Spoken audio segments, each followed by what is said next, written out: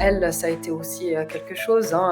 Elle a donc son mari s'est approprié son travail. Elle travaillait vraiment dans le grenier, dans un espèce de petit espace où elle travaillait en fait à la chaîne finalement pour faire ses personnages aux grands yeux. Et puis, elle a rien dit. Elle s'est laissée faire pendant des années jusqu'à ce qu'elle a décidé en fait de ne plus se laisser faire. Et puis là, ça a été même jusqu'en justice. Où le juge ne savait pas comment faire en fait pour les départager. Finalement, ils ont décidé en fait de les mettre au concours devant une toile. Et c'est comme ça que ça s'est joué. Mais pendant de nombreuses années, elle n'a pas pu signer en fait ces toiles.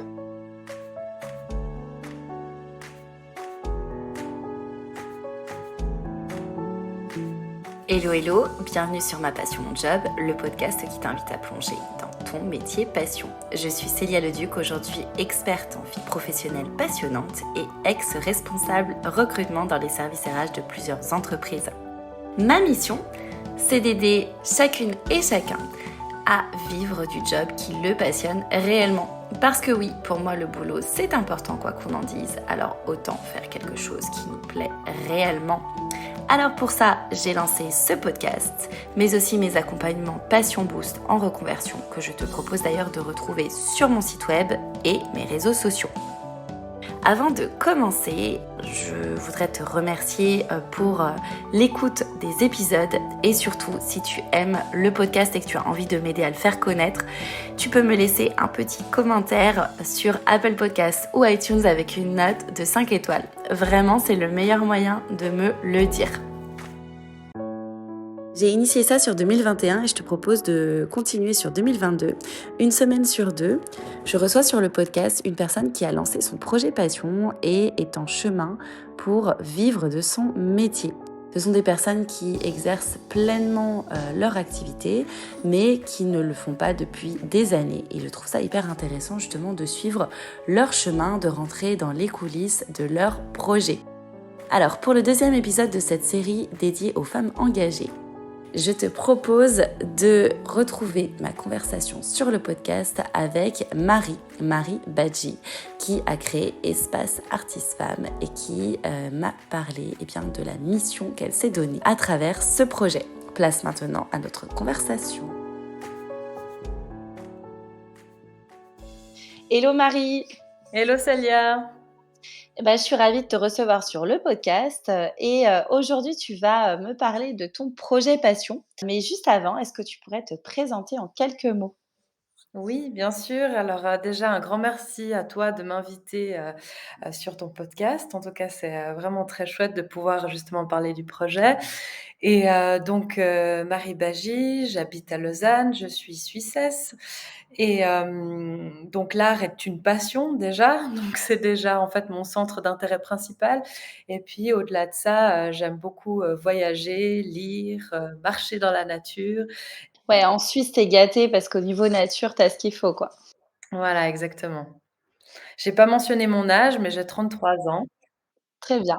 Est-ce que tu peux nous expliquer, en quoi, consiste ce projet dans lequel je crois tu t'es lancée en 2018, hein, c'est ça?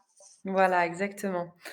Alors, pour résumer un peu, j'ai effectivement créé ce projet en 2018 à la suite, de mon doctorat en histoire de l'art contemporain et philosophie, dont j'ai la thèse en fait sur la reconnaissance des artistes femmes et la notion de l'intime, au niveau philosophique et aussi artistique.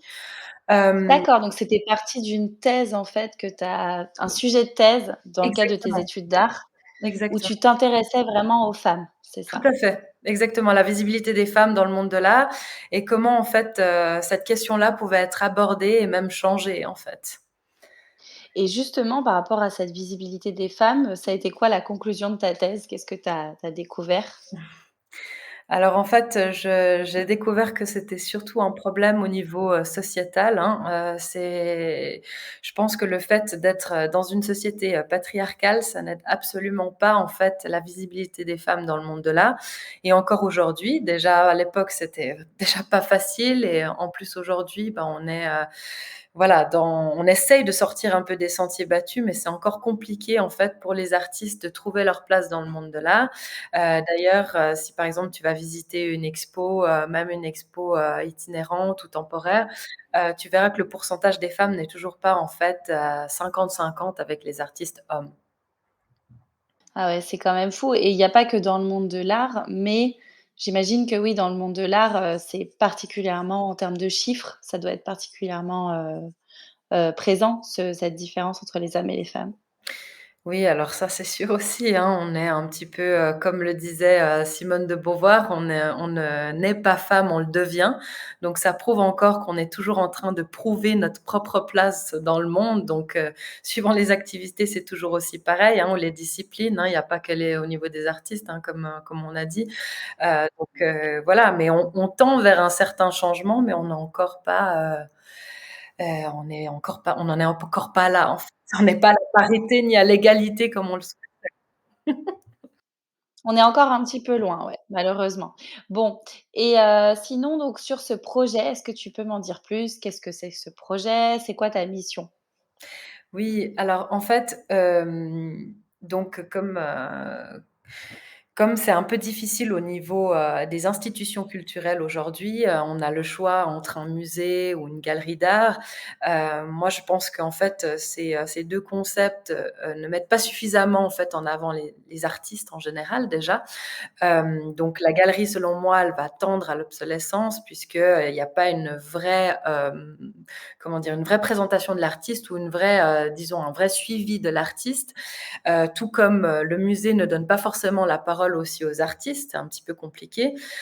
Donc c'est pour ça que j'ai créé ce concept d'espace qui est, en fait, le concept de l'entre-deux, où en fait, les artistes participent aussi à leur propre visibilité en proposant en fait des ateliers, des visites guidées ou des cours, sur des thématiques en fait de leurs travaux, en plus des expositions.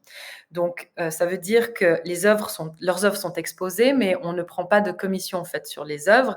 Mais par contre, tout ce qui est atelier, visite ou, cours, ou eh bien, en fait, tout l'argent que l'on récolte, on le reverse en fait à l'association pour pouvoir en fait tourner, au niveau, association. Donc en fait, ça permet de contribuer à leur visibilité, mais elles contribuent elles-mêmes à leur visibilité, en fait.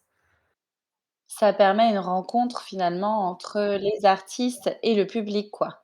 Exactement. C'est, si tu veux, ma une première impulsion de ma part où je mets en contact, en fait, l'artiste et le public et après l'artiste, en fait, est un peu, est maîtresse d'elle-même finalement. Elle peut, parler, de son travail. Donc voilà, c'est un lieu où, on n'a pas non plus envie de la censure parce qu'on sait que dans dans plusieurs institutions culturelles, la censure est présente aussi. Et pourtant, en fait, justement, avec cette notion, justement d'intime, donc cette vie, qui est, en fait, la vie de l'artiste liée à son œuvre, puisque les 2 sont intrinsèquement liés, et ben, je pense que, voilà, c'est difficile, en fait, d'interdire, certaines œuvres puisque c'est leur vie et c'est Mmh, leur «bébé» ouais, entre guillemets, finalement. je comprends et comment ça se passe alors concrètement? Est-ce que tu travailles toute seule, pas seule? Qu'est-ce que tu fais vraiment? Tu organises donc les rencontres, mais donc c'est dans différents lieux? Enfin, raconte-moi un petit peu comment ça se passe. Alors au départ, j'étais effectivement toute seule, je faisais beaucoup de rencontres avec des artistes et j'avais déjà commencé en fait ce processus durant ma thèse et je me suis rendu compte qu'il y avait vraiment quelque chose à creuser de ce côté-là. Donc la rencontre avec les artistes, c'est moi qui m'en charge et je sélectionne en fait aussi les artistes. Il faut vraiment que ça puisse correspondre justement à, comme je t'ai dit, à cette notion d'intime, à cette Oui. vie en fait qui ressort en fait, Et qui puis que les artistes aient envie aussi de le faire, parce qu'il y en a peut-être qui ont pas forcément envie de se confronter vraiment au public et de faire cette c'est ça. animation, ouais. Et c'est compliqué. C'est vrai que c'est difficile aussi de sortir aussi de sa coquille, sachant que c'est surtout quelque chose qui touche, qui enfin qui est vraiment qui touche le public, mais qui touche aussi l'artiste et c'est pas toujours facile aussi pour elle d'en parler. Donc, mettre des mots sur ce qu'on peint ou ce qu'on sculpte, c'est pas sans doute aussi facile. Et puis, bon, bah, bien sûr, pour me seconder, j'ai un comité, c'est l'association a été créée l'année Mmh dernière, mh. donc j'ai formé en fait, j'ai créé en fait un comité OK. dont chacun a un peu sa tâche. Donc il y a un secrétaire qui s'occupe des tâches un peu administratives. J'ai un vice-président qui est lui juriste et qui s'occupe en fait de tout ce qui est contrat avec les artistes, charte déontologique, qui me seconde au final quand il faut, ou même me remplace quand il y a Mmh. besoin. Il y a 2 artistes en fait qui ont rejoint l'association, mais qui ont en fait aussi des formations, une en médiation culturelle, donc qui s'occupe de toute la programmation en fait de ce qu'on va faire à l'espace. Et Mmh. puis il y a une autre artiste qui s'occupe en fait du marketing et de la communication et qui en fait se charge de trouver des sponsors, des soutiens financiers, même de la communication qu'on va faire au travers des différentes expositions. Ah ouais, c'est génial, tu es bien entourée quoi, tu es pas seule.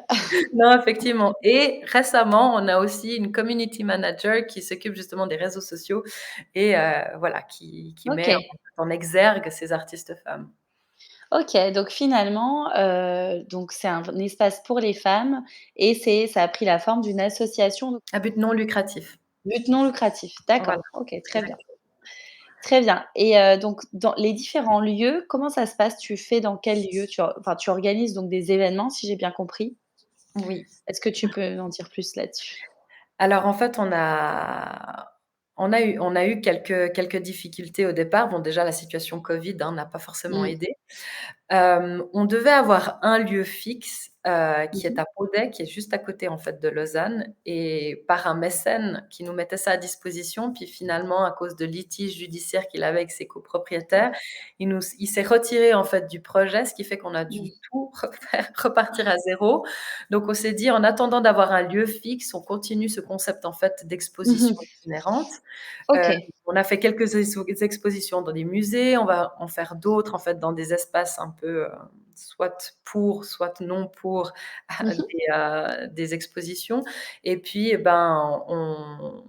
on espère pouvoir ouvrir au mois de février, comme on le souhaite, l'espace, en fait, physique. OK, mais en tout cas, c'est l'organisation d'expositions. Enfin, jusqu'à maintenant, c'est ça que tu fais, c'est Oui. tu organises des expositions, c'est Alors, ça? j'organise des expositions et puis la rencontre aussi avec les artistes qui est aussi D'accord. essentielle. Même si en ce moment, on a quand même suspendu les adhésions parce qu'on a une forte demande Ah et du coup, oui. ça prend beaucoup de temps et d'énergie, c'est vrai, à rencontrer les artistes parce que c'est vraiment un moment de partage très intense. Donc, il y a aussi ça qui joue un Ah oui, rôle. parce que comment ça se passe? Les artistes adhèrent à l'association et ensuite vous Il y a travaillez avec eux, c'est ça? Exactement, et ensuite, après, je prends le temps de les rencontrer, soit à leur atelier, soit autour d'un café, donc ça dépend un petit peu, comment ça se fait. Et puis, voilà, et puis en ce moment, on travaille beaucoup, pour l'ouverture, donc il y a aussi énormément à faire au niveau de, voilà, de la Ouais, communication, voilà, du sponsoring, encore une fois, donc OK, toujours ça qui rentre en jeu. et c'est pas trop des événements en ligne, c'est vraiment des événements physiques, si j'ai bien C'est des compris? événements physiques, exactement. OK, Exact. et du coup, les femmes, avec qui, vous travaillez, est-ce que ces artistes, tu vas les démarcher? Tu les contactes? Qu'est-ce que tu leur dis? Ou est-ce que c'est plutôt elles qui viennent vers toi en général? Alors au tout début, quand, j'ai commencé la mission en 2018, c'est plutôt moi qui allais les démarcher, surtout via les réseaux sociaux, parce que c'est Mmh. plutôt là, avec la banque d'images aussi qu'on a à disposition, c'est là qu'on voit aussi, le travail. Donc, j'ai commencé à faire, ce processus-là. Il y avait déjà certaines artistes qui m'avaient contactée via la page Facebook que j'avais déjà créée en 2016. Mmh. Et puis, c'est là que ça m'est venu, en fait, cette idée aussi, finalement, d'entretien avec, les artistes, en fait, vraiment, voilà, Ouais, qui sont intéressés. Et puis maintenant, en fait, avec tout ce que ça a donné, en fait, dans la presse, les différentes choses, les différentes interviews, les différents articles qui ont été écrits, et donnés, en fait, pour Espace Artistes Femmes, ça a fait quand même un petit peu de publicité. Donc du coup, les artistes viennent, en fait, font la demande, en fait, directement. OK, et Voilà. qu'est-ce qu'elles viennent chercher du coup à travers ce projet? Enfin, elles j'imagine qu'elles sont sensibles à ta mission, le fait de les mettre en valeur et de mettre en valeur les femmes dans l'art?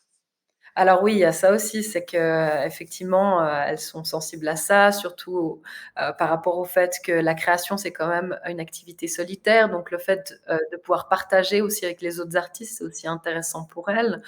Et puis, simplement aussi de pouvoir finalement parler de leurs œuvres et d'être finalement en groupe pour pouvoir le faire et puis ça aide en fait, ça donne une espèce d'essor, qui se crée, si tu veux, Ouais, entre elles en et fait qui les propulse finalement, qui les aide en fait à leur visibilité. Il y a aussi de ça, En hein. fait, quand je t'écoute, je me rends compte que, bah, non seulement effectivement tu connectes le public aux artistes en créant des animations, des rencontres, mais au-delà de ça, qu'il y a vraiment aussi un travail au niveau de créer une communauté d'artistes, que tu connectes les artistes entre elles aussi, pour qu'elles Ouais. puissent échanger. Finalement, il y a cette double chose. Exactement et pourquoi pas après éventuellement qu'elles proposent aussi des projets aussi ensemble, qu'il y ait peut-être une sorte aussi de cohésion aussi entre elles au niveau de leur art parce que finalement ça se connecte assez bien, hein. Elles sont assez, elles se retrouvent vraiment dans cette, comme je te disais, cette notion de l'intime, de cette vie qu'on met un petit peu, au service de l'art et donc c'est ça aussi qui les réunit. Ouais. Complètement, hyper intéressant et du coup, qu'est-ce qui te passionne, dans ce projet finalement? Qu'est-ce qui fait que tu n'abandonnes pas, tu continues, tu t'accroches? Alors, bon, c'est déjà le fait enfin, d'amener quelque chose de nouveau au monde de l'art, c'est-à-dire ce concept, voilà, d'exposition, qui est quand même assez particulier et qui tourne justement au niveau de cette notion, hein, d'intime et puis c'est vrai que pour moi, c'était important que mon doctorat puisse donner vie à quelque chose, dans le monde de l'art qui soit vraiment concret puisque, c'est clair que c'est bien d'avoir écrit, une thèse qui a été publiée, mais enfin, ça reste quand même théorique. Donc, je voulais vraiment contribuer de manière active à cette reconnaissance artistique des femmes. Je trouvais que c'était vraiment important. Et donc, voilà, il y a de ça. Puis, il y a le fait aussi que toutes les artistes qui sont en fait dans l'association, elles sont 72 en tout pour le moment. Et puis enfin, elles sont toujours motivées en fait à faire des projets. En fait, quand je leur propose quelque chose, sont toujours très enthousiastes et puis elles me remercient aussi beaucoup pour tout ce que je fais aussi, que je leur apporte finalement et j'ai la sensation en fait, de pouvoir aider l'autre et de me mettre en fait, pas si tu veux au service de l'autre, mais enfin de pouvoir, contribuer à cette visibilité. Pour moi, c'est quand même, enfin, c'est Ça très doit être important. hyper gratifiant et te faire plaisir effectivement les retours, les échanges que tu as avec, toutes ces femmes. En plus, comme tu adores l'artistique, j'imagine c'est hyper intéressant pour toi de découvrir. Tu découvres des nouvelles artistes, j'imagine aussi? Exactement, tout à fait et des fois, c'est souvent des artistes qui ont pas pu, vivre ou faire ça directement de leur vie, donc elles sont passées aussi par des chemins où, voilà, elles ont dû faire des métiers qu'elles n'ont pas forcément aimés ou des métiers qu'elles ont aimés, mais qu'elles auraient quand même préféré quand même se consacrer à leur art, donc ça leur donne en fait une opportunité ou une possibilité de pouvoir vraiment, exposer et partager, leurs travaux finalement. Donc, Et aujourd'hui, tu en es où de ce projet? Est-ce que tu peux nous dire un petit peu, bah, combien de temps tu y consacres? Et c'est quoi un petit peu les objectifs futurs pour les prochains mois, les prochaines années pour, Espace Vie Femmes? alors, donc, aujourd'hui, je travaille beaucoup en fait, sur ce projet parce que comme je te disais tout à l'heure, on est en phase où on prépare l'ouverture. Donc on a Mmh. énormément de choses qui sont sur le feu, comme on dit. Donc, je dirais que, bah, la plupart de mes journées sont consacrées quand même au projet. J'essaie toujours en fait de trouver, aussi, de la visibilité finalement pour le projet, pour qu'on puisse aussi, le découvrir, en parler, attirer aussi des Mmh. sponsors. Il est vrai que la difficulté, c'est aussi celle-ci, c'est trouver des sponsors qui soient d'accord d'investir dans un projet qui n'est pas encore, Mmh. visible physiquement, en fait, puisqu'il y a Ouais. tout, voilà, et puis, ben, je prépare aussi d'autres expos futures pour l'année prochaine qui sont des expos itinérantes. Donc j'ai aussi des rendez-vous pour les lieux, pour, discuter effectivement, pour voir comment est-ce que la mise en scène et tout, voir enfin la scénographie, pardon et Mmh. voir quels artistes aussi, de l'association, pourraient être intéressés à certains projets ou un autre. Donc voilà, il y a D'accord. toujours, à la pêche si tu veux, au projet d'exposition hors nos murs aussi. Ça, c'est quelque chose aussi que je fais beaucoup pour visibiliser aussi plus le OK. concept. Et du coup, en termes de alors je ne sais pas si on peut parler de business plan puisque c'est une association aussi, je pense quand même. Si, on en a Heu, fait. est-ce que comment du coup tu peux arriver à te rémunérer? Enfin là, tu me disais tout à l'heure en off que tu étais en chemin pour le faire, que ça Oui, fonctionne de mieux en mieux et oui, cetera. Comment parce que toi tu veux vraiment que ce soit ton job, enfin c'est vraiment ton activité. oui. Comment tu vas faire pour avoir ce revenu régulier? Est-ce que tu peux nous dire un petit peu qu'est-ce que tu envisages? Oui. Alors voilà, quand on aura les locaux, en fait, ça sera différent pour moi parce que je pourrais justement exercer à l'intérieur de ces locaux. C'est-à-dire Mmh. que je pourrais donner mes cours, je pourrais faire des visites guidées et puis j'aurais également la possibilité de donner des conférences justement Mmh. sur ces thématiques. Et puis donc ça serait en fait mon moyen de rémunération avec Espace Artistes Femmes. Et puis je lance également ma propre activité en tant qu'indépendante, en offrant Mmh. aussi des services qui soient relatifs à de la curation artistique, mais aussi à des projets de publication que les artistes pourraient vouloir. Donc il y a aussi OK. ça qui est en train de se mettre en place. Tu les accompagnes un petit peu individuellement, c'est ça? Exactement, exactement, pour quelque chose qui est autre que pour Espace Artistes Femmes. Parce qu'Espace OK. Artistes Femmes, ça reste un article de présentation, des expositions, et puis après des Ah activités oui, on événements. n'en a pas parlé, mais Ouais, tu les mets en avant sur ton site aussi, hein? Tu fais des articles, enfin, c'est vraiment une mise exactement. en avant des femmes artistes, ton projet, à travers que ce soit des expositions, un article sur le blog, les réseaux sociaux et cetera, hein? C'est multicanal. Voilà, exactement, c'est multicanal et puis, je pense que c'est voilà, l'article bon, je suis quelqu'un qui aime beaucoup écrire aussi, donc j'aime beaucoup partager au travers de l'écriture, donc pour moi, c'est assez intéressant, en fait, de pouvoir, le retranscrire ces entretiens, finalement. Puisqu'on a OK. beaucoup il y a beaucoup de podcasts, il y a beaucoup de choses qui se font effectivement à l'écoute, mais c'est vrai que voilà, mon arme à moi, si tu veux, c'est l'écriture, finalement. D'accord. Et quel conseil tu aurais aimé, qu'on te donne au début du projet? C'est quoi ce qui t'a été le plus utile? Hem, alors je pense que, je pense que si on m'avait dit: «Bah, faut que je m'accroche finalement à ce Mmh mh. projet, que c'est même si ça prend du temps et qu'il y a des difficultés, de toute façon et Mmh. on va y arriver en général, que qui persévère, réussit finalement». Donc c'est surtout ça que j'aurais voulu entendre en fait au départ parce que je me Ouais, suis que ça allait pas être facile, mais qu'il fallait persévérer. voilà, exactement. Mais disons que c'est compliqué parce qu'on sait jamais dans quoi vraiment on se lance et quelle ampleur ça peut prendre aussi. Puis après, il y a eu aussi la période Covid, hein, je veux dire qui a quand même duré, qui a encore des impacts et qui fait Exactement, que sur la partie artistique, bah, les expositions étaient bloquées, enfin bref. exactement et tout ça, c'était vraiment compliqué et donc voilà, faut perdurer, persévérer. Je pense que OK. c'est comme ça, c'est un peu la clé. Ne Heu, rien lâcher en tout cas pour arriver à ses objectifs. exactement, même s'il y a des obstacles et puis de très mauvais obstacles qui peuvent faire mal, mais il faut OK. savoir se relever finalement aussi. Voilà. Est-ce que tu pourrais, me parler un petit peu, tu sais, quand tu parles de femmes dans le monde de l'art qui ont pas été reconnues, Mmh. tu dois avoir, j'imagine, un ou 2 exemples de femmes comme ça qui n'ont pas été reconnues à leur juste valeur pour leur travail ou dont le travail n'a pas été valorisé? Mmh. Oui, alors, bon, tout d'abord, je pourrais citer, l'exemple de Camille Claudel, Mmh mh. dont le travail a été, reconnu pour la première fois en 1982. Donc c'était quand même, presque 40 ans après son décès, donc c'était, heu, voilà, ça, c'était un peu Mmh. rude. Et puis sachant que bon, elle était pas mal de son vivant dans l'ombre d'Auguste Rodin qui a été, quand même, son maître. Elle était, son élève à son atelier. Donc elle a toujours été, reléguée, si tu veux, au rang d'élève et non pas comme sculptrice finalement, alors que pourtant elle avait, tout autant de talent, que son maître, si ce n'est pas plus de talent.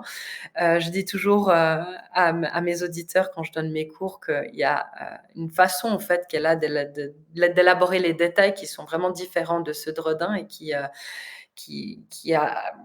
montre qu'il y a un travail quand même assez, abouti, en fait, Ouais, finalement. Et donc elle a vraiment souffert de cette, non-reconnaissance de son vivant. Elle l'a cherché quand même. Elle s'est sentie aussi persécutée par Rodin qui ne le faisait pas, en fait. On a une oh mauvaise là là. image, en fait, de Rodin, malheureusement. Mmh. Pourtant, je pense pas qu'il ait contribué à sa descente aux enfers, si l'on peut dire. Mais je pense que voilà, c'était compliqué pour elle. Et puis sa Ouais, situation aussi, le fait d'avoir été par la suite internée, ça l'a en fait complètement ouais, brisée au niveau artistique et elle n'a pas pu en fait continuer son art. Et donc elle n'a pas pu persévérer en fait pour obtenir cette reconnaissance, même si voilà, elle était connue, mais en même temps pas reconnue ouais. pour son travail. Donc elle, Et c'est un hem et je crois qu'il y avait aussi une femme, je sais plus, j'avais vu un film dont le mari avait été très connu, mais tu vas me redire le nom. Pas elle, en fait, c'est elle qui a peint et c'est son mari qui a été, je crois, Exact. Alors malheureusement c'est Big Eyes de Tim Burton et donc c'est voilà, l'histoire de Margaret Keane. Exactement. voilà, En fait, oui, c'est ça exactement. Alors elle, ça a été aussi, quelque chose, hein, elle a donc son mari s'est approprié son travail. Elle travaillait, vraiment dans le grenier, dans un espèce de petit espace où elle travaillait en fait à la chaîne finalement pour faire ses personnages aux grands yeux. Et puis, ben, elle a rien dit, elle s'est laissée faire pendant des années jusqu'à ce qu'elle a décidé en fait de ne plus se laisser faire. Et puis là, ça a été même jusqu'en justice où le juge ne savait pas comment faire en fait pour les départager. Finalement, ils ont décidé en fait de les mettre au concours devant une toile. Et ouais. c'est comme ça que ça s'est joué. Mais pendant de nombreuses années, elle n'a pas pu signer en fait ces toiles. Elle C'est était incroyable interdite. quand même Voilà. et encore à l'époque, mais quand on voit qu'aujourd'hui, c'est encore difficile, bon, même si c'est plus pareil, mais voilà, c'est encore difficile. J'ai entendu aussi des écrivains qui parfois signaient, c'était des hommes qui signaient le roman, c'était des femmes qui écrivaient Ah oui, en aussi. cachette, enfin bref. Il y a eu ça aussi, donc l'appropriation aussi du travail artistique des femmes par les hommes, ça c'est aussi connu. Sans compter aussi les artistes qui n'ont peut-être pas forcément signé leur propre ouvrage et donc du coup la perte en fait des données biographiques, a été aussi, un problème aussi pour la visibilité des femmes, ça c'est certain. Et donc c'est vraiment depuis, 1971 qu'on voilà, Linda Nochlin qui était historienne de l'art, elle s'est vraiment penchée sur cette question. Pourquoi n'y a-t-il pas eu de grandes artistes femmes? Pourquoi? Parce qu'on n'a pas réussi à les mettre en avant. Pas encore et on est en 1971, c'est quand même assez, enfin c'est OK. assez fou, quoi. En tout cas, aujourd'hui, on est en 2021, Ouais. bientôt 2022 et toi, en tout cas, tu œuvres pour, en tout cas, mettre en avant, de plus en plus les femmes et je trouve que autant on en parle dans l'entrepreneuriat, tu vois? De mettre en valeur les femmes, les cercles de femmes, les réseaux de femmes, autant dans l'art, peut-être un peu moins. Donc c'est hyper, important ta mission justement d'œuvrer pour la visibilité dans ce domaine, quoi. Ouais, tout à fait, d'autant Et pour plus. terminer, est-ce que tu aurais une petite citation à me partager? Quelque chose qui te motive, qui t'inspire au quotidien dans ton travail, dans ce que tu fais? Oui.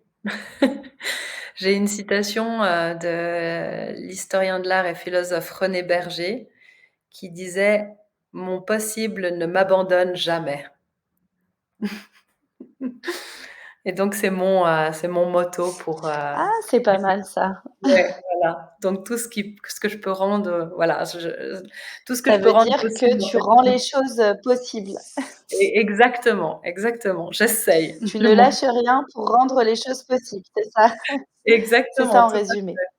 fait, tout à OK. fait. Bon écoute, en tout cas, je te souhaite plein de réussite et plein de belles choses pour ce projet qui est déjà bien abouti, mais qui va sûrement, encore plus, rayonner dans les prochains mois, prochaines années. Et puis, bah, je te dis à très bientôt. Bah, merci beaucoup et puis, bah, oui, à très bientôt, peut-être même dans les lieux d'Espace Artistes Femmes. Ah bah, ce serait un plaisir pour moi de voir ce futur lieu du coup. À bientôt. À bientôt! Un grand merci pour votre écoute. J'espère que cette exploration vous a plu. Si vous avez écouté cette conversation jusqu'ici, eh bien je pense que oui. Alors le meilleur moyen de me le dire et de m'aider à faire connaître le podcast, eh bien c'est de me laisser un petit mot doux en commentaire avec une note de 5 étoiles sur Apple Podcast ou sur iTunes. Ça vous prend 1 minute et vraiment, ça m'aide énormément. De mon côté, sachez que j'ai pris beaucoup de plaisir à vous faire découvrir cet univers et ce job passionnant. Si vous avez quelque chose à me suggérer, un commentaire ou quoi que ce soit d'autre, eh bien, vous me contactez par mail à mapassionmonjob@gmail.com. Et pour ne rien louper de mes aventures d'exploratrice et retrouver toutes les coulisses du podcast, eh bien, ça se passe sur le compte Instagram et Facebook de Ma Passion Mon Job. Je vous dis à très bientôt pour une nouvelle exploration.